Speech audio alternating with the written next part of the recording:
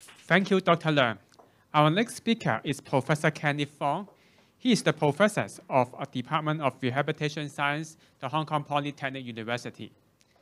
Professor Fong's research interests are neural rehabilitations for people suffering from stroke, brain injury, dementias, and environmental adaptations and assistive technologies for people with disabilities. He will make a presentation on intelligence-based light therapy system at residential buildings for people with dementias. Professor Fong, please. Thank you. Thank you for Patrick's introduction, and also thank you for Dr. Leung's invitation for me to present this topic.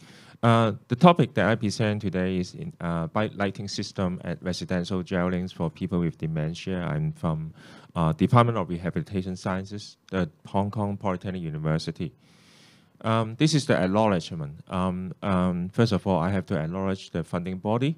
And also, this project involved several persons in the PolyU, including Dr. Deng from the University Research Facility in Behavioural and Systems Neuroscience, and also Dr. Hilda Zhang and also Dr. Michan Wai from the Department of Building Services Engineering in PolyU. And also my students, and also there are 3 NGOs that also participate in the data collection. This is the topics that I'm going to present today. It involves 3 studies. The first one is a systematic review of the use of bright light stimulation for people with dementia, and the study 2 involving a cross-sectional study to investigate the relationship between lighting and sleep. And also the last study is a pilot trial for bright light in people with dementia living in community dwellings.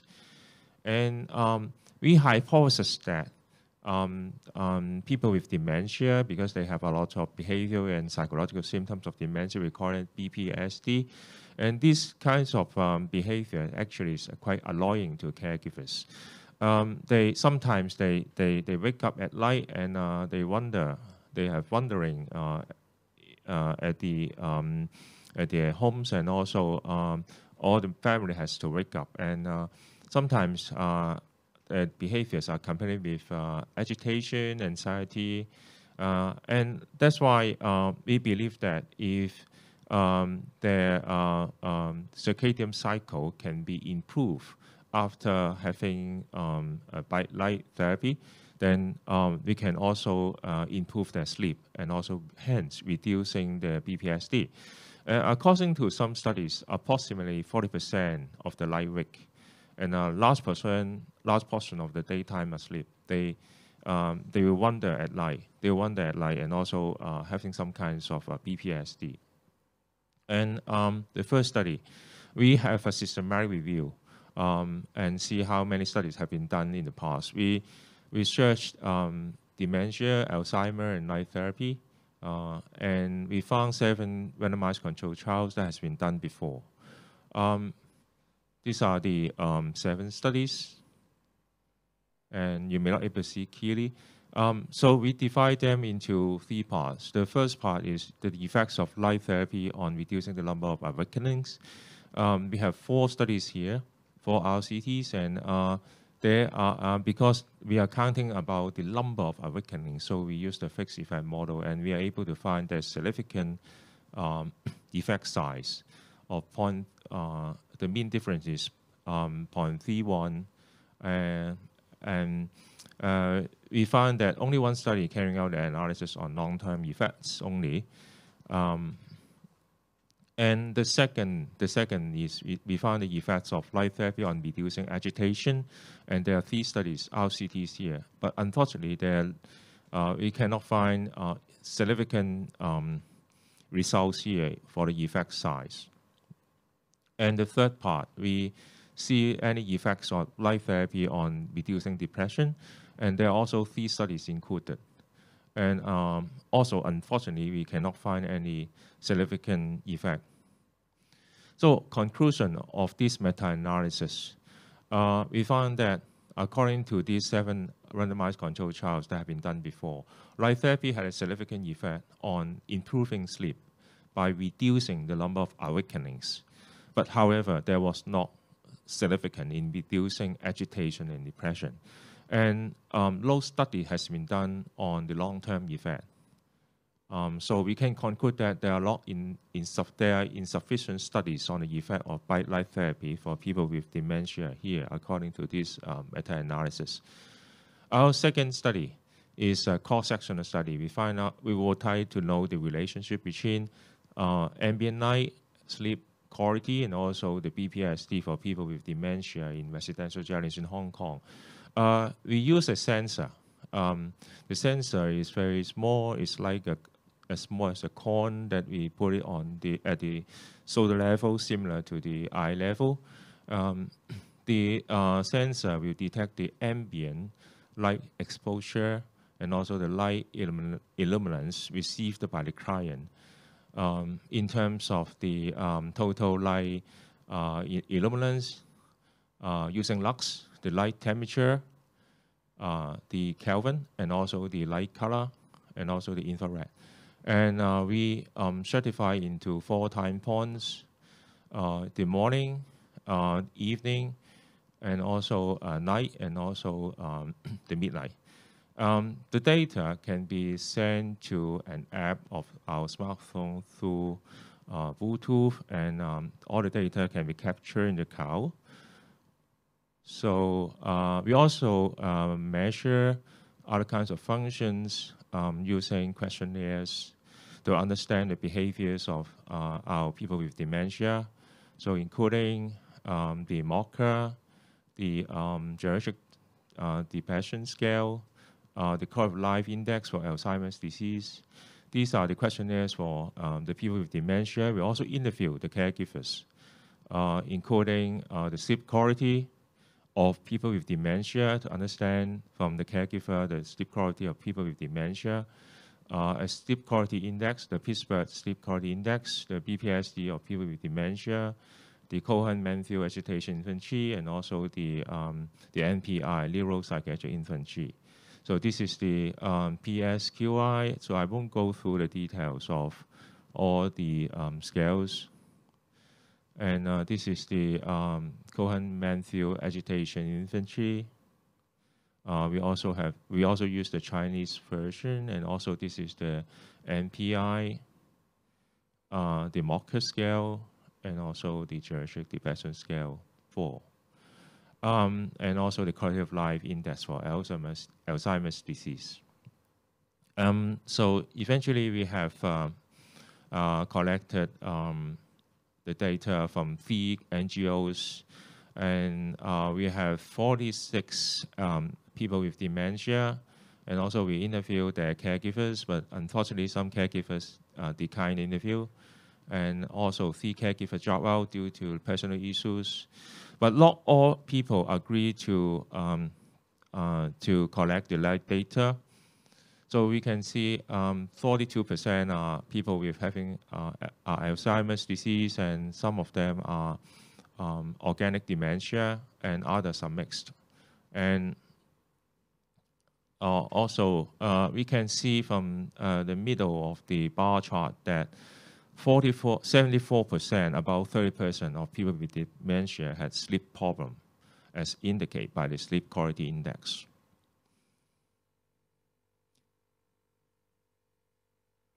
And we have found out the correlation between the sleep quality and also the light intensity and also the light data. We have there are not too many significant correlations, but we found interesting results that the light color actually significantly correlated with the sleep quality. Particularly in the afternoon, for people with dementia, if they have sleep problem, they tend to use more warm light. You can see our chart that the light spectrum actually range from warm light, which is a yellow light, to blue light, which is the cool light. But for people with dementia, particularly in the afternoon, they tend to use more the yellow light, which is the warm light.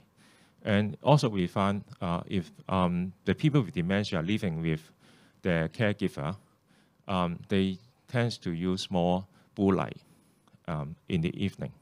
This is a very interesting result. Actually, we have also done a screening for people with dementia at 3 aged homes, but we are not going to present here. But we found very interesting results that the light intensity actually are correlated with the sleep quality for people with dementia living in the aged home. So the third study, we would like to know the effects of a pilot trial of using intelligent by lighting for people with dementia in residential dwellings. So we invite those people who have sleep problem to participate in this study.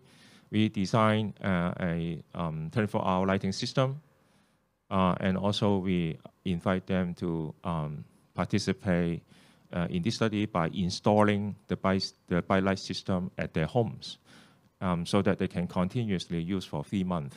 And we also investigate the responses after 3 months at follow-up. So this is the intelligent by lighting that we have used.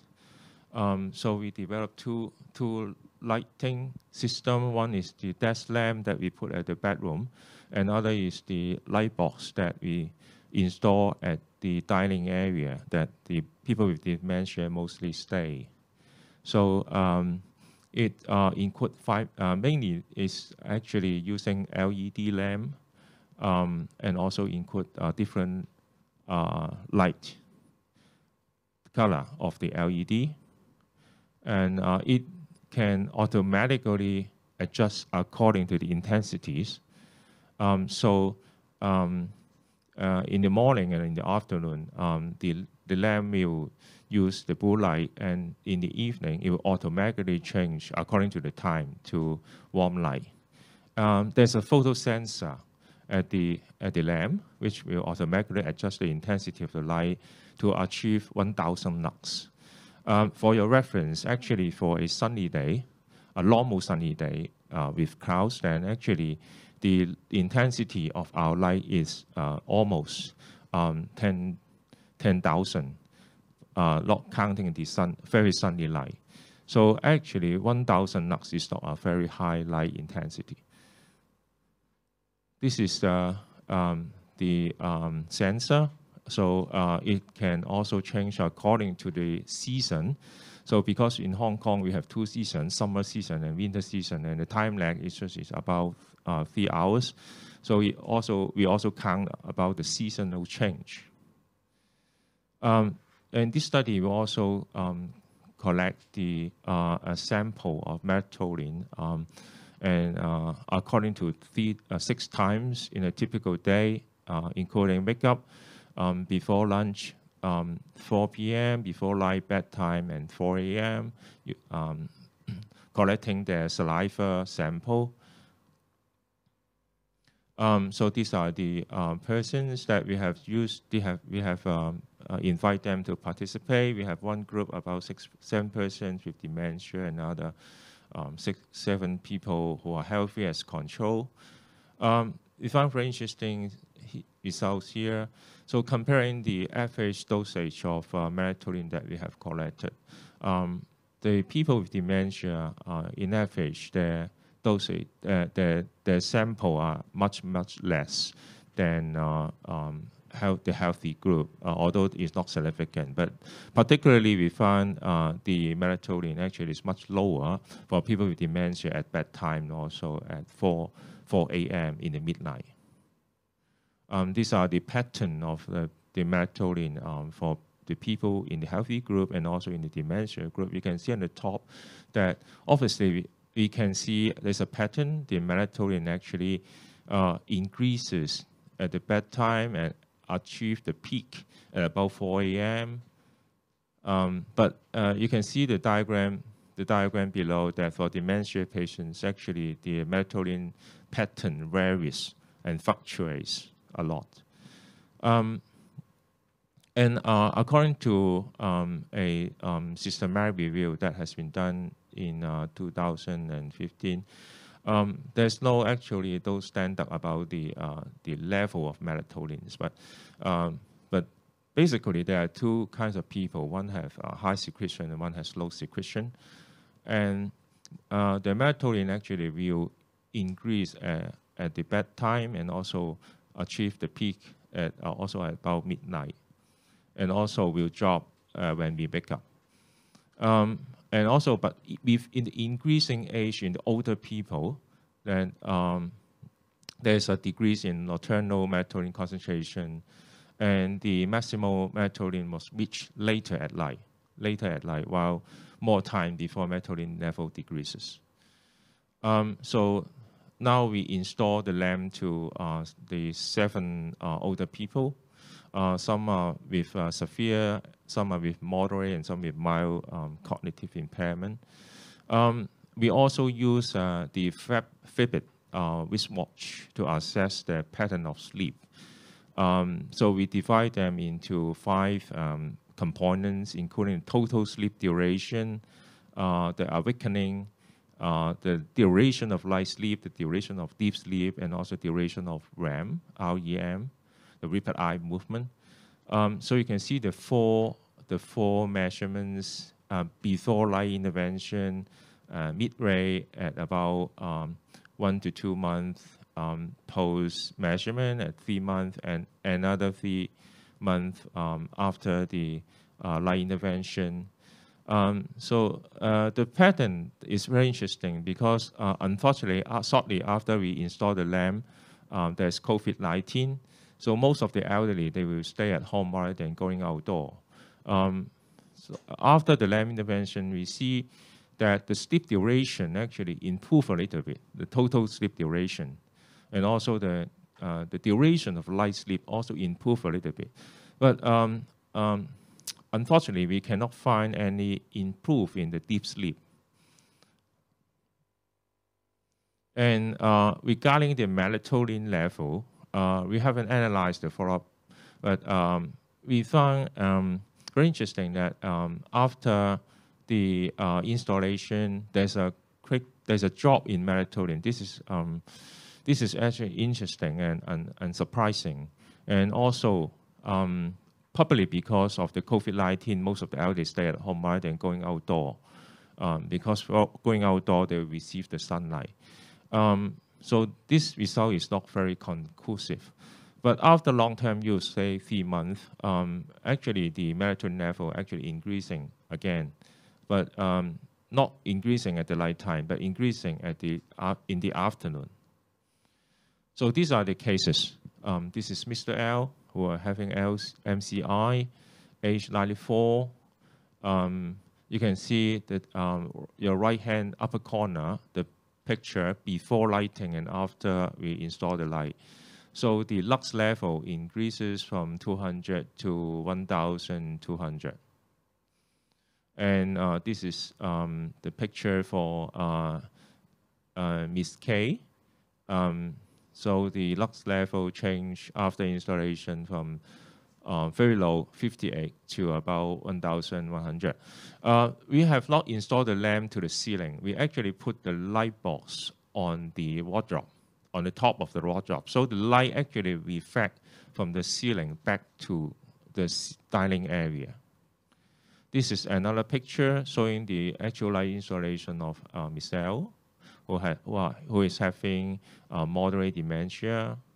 This is also Mrs. T, age 96. Walker score is 11. So before and after installation. And also Mr. T. And this is the picture for Mrs. C, who is having severe dementia, age 79. The Walker score is 6. So before and after, you can see the lux from 47 to 2,000, 2,300. And also Miss M, who is having severe dementia, age 81. The change of light intensity is 235 to 2,000 after installation. So it's actually, you can see the baseline of the light intensity of the people at home is very low. It's very low. So this is the conclusion. Our findings actually suggest that sleep quality are associated with ambient light color received from the environment people with dementia living in community dwellings. But however, there was still insufficient evidence in this study to support the use of bright light to improve the sleep quality and hence to reduce the BPSD in people with dementia. However, we think that bright light therapy might be applied as an alternative in the form of environmental modification for people with dementia with moderate to severe impairment who are homebound most of the time. That is, the use of bright light can replace the outdoor sunlight because they are staying at home most of the time. So they can still receive the bright light at home. And particularly during the COVID-19 pandemic, and a lot of older people are locked down at home. So we think that there's a potential for using the bright light for older people, particularly at the age at home during the lockdown period. And this is a reference. Thank you for your attention.